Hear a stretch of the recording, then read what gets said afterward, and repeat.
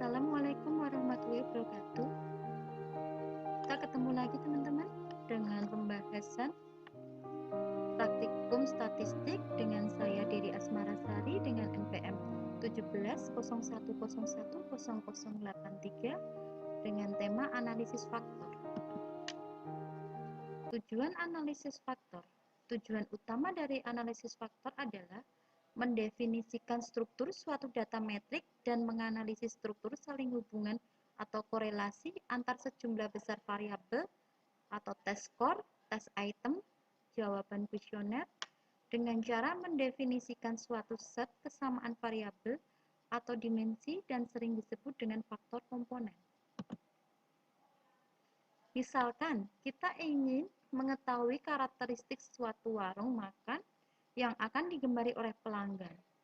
Faktor-faktor seorang pelanggan terhadap warung makan tersebut yaitu tempat warung, menu, harga, ada hotspotnya, kenyamanan, kelengkapan warung makan, dan lain sebagainya.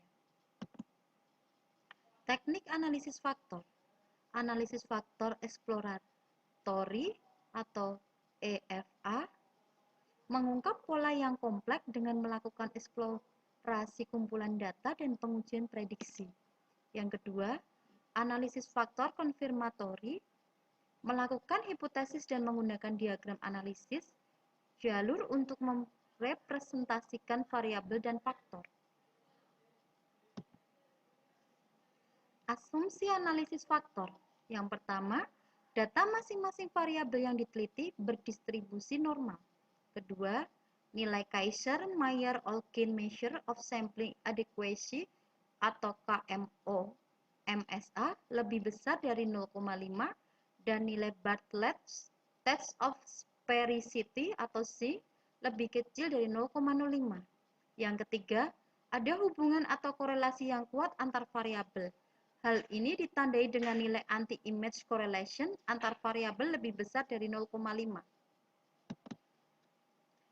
Rotasi faktor merupakan salah satu proses dalam analisis faktor untuk membedakan antar faktor. Pemilihan rotasi faktor tergantung dari tujuan penelitian tersebut. Ada dua tipe rotasi faktor yaitu rotasi ortogonal, di mana faktor saling independen atau tidak berelasi, sedangkan oblique kebalikannya. Rotasi ortogonal jika ingin dilakukan reduksi jumlah variabel atau sekumpulan ukuran yang tidak berkorelasi.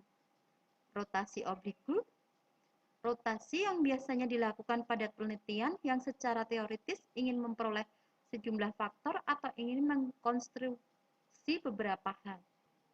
Kita masuk ke SPSS 25, kemudian pilih variabel view, masukkan data, pilih file, import data, pilih Excel,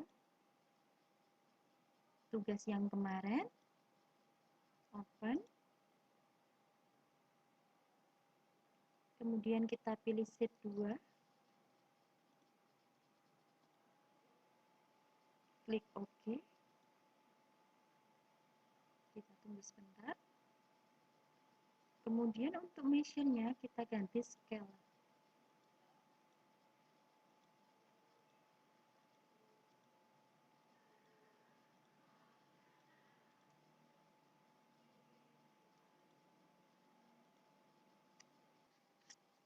Setelah diubah dengan scale semua, kemudian kita masuk ke data view, terus kita klik analyze, kemudian dimension reduction, pilih faktor, kemudian kita pindah dengan klik Ctrl A ke variabelnya, kemudian kita pilih descriptive, kita centang initial solution, terus anti-image, KMOA, kemudian continue, selanjutnya kita pilih extraction, kemudian kita pilih metodenya sudah sama, kemudian kita pilih on-rotate vector solution, dan scale plot. Oke, terus kita pilih continue. Lanjut lagi, rotation. Kita pilih Varimax. Kemudian kita pilih continue. Lanjut lagi kita pilih score. Save as variable. Continue. Terakhir kita klik OK. Akan muncul output faktor analisis. Untuk faktor analisis, tabel output KMO dan Bartlett Test of Sphericity berguna untuk mengetahui kelayakan suatu variabel. Apakah dapat diproses lebih lanjut menggunakan teknik analisis faktor ini atau tidak? Caranya dengan melihat KMO-MSA atau Gaussian-Mayer-Olkin Measure of Sampling Adequacy. Jika nilai KMO-MSA lebih dari 0,5, maka teknik analisis dapat dilanjutkan. Berdasarkan output di atas, diketahui nilai KMO-MSA sebesar 0,849, berarti lebih dari 0,5, dan nilai Bartlett of Test of Sphericity atau SIG, yaitu 617,059, maka analisis faktor ini bisa dilanjutkan karena sudah memenuhi syarat, yaitu kurang dari 0,005. Selanjutnya, tabel output yang kedua, anti-image matrices. Anti-image matrices mengetahui dan menentukan variabel mana saja yang layak dipakai dalam analisis faktor. Pada tabel tersebut,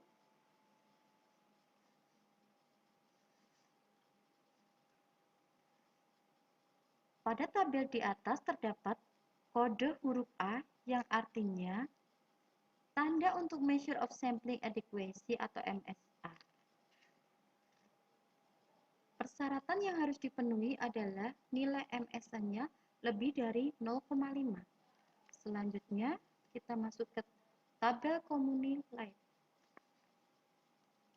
Tabel Community menunjukkan nilai variabel yang diteliti apakah mampu untuk menjalankan faktor atau tidak. Variabel dianggap mampu jika nilai extraction lebih dari 0,5. Untuk tabel output, total varian explained menunjukkan nilai masing-masing variabel yang dianalisis. Sedangkan tabel scale plot yaitu menunjukkan jumlah faktor yang terbentuk. Untuk community metric menunjukkan nilai korelasi atau hubungan antara masing-masing variabel dengan faktor yang akan terbentuk. Sedangkan untuk rotation component metric untuk memastikan suatu variabel masuk dalam kelompok faktor yang mana, maka dapat ditentukan dengan melihat nilai korelasinya terbesar antar variabel dengan faktor komponen yang terbentuk. Untuk yang terakhir, kita perhatikan dalam faktor score, perhatikan di data view, maka akan terdapat variabel baru dengan nama fact1, fact21, fact31, fact41, fact51. Adalah faktor skor dari faktor 1 dan seterusnya. Terima kasih telah menyaksikan video ini. Video ini diunggah untuk memenuhi tugas praktikum statistik. Sekali lagi saya ucapkan terima kasih dan ingat untuk like, subscribe, dan share video kami. Wassalamualaikum warahmatullahi wabarakatuh.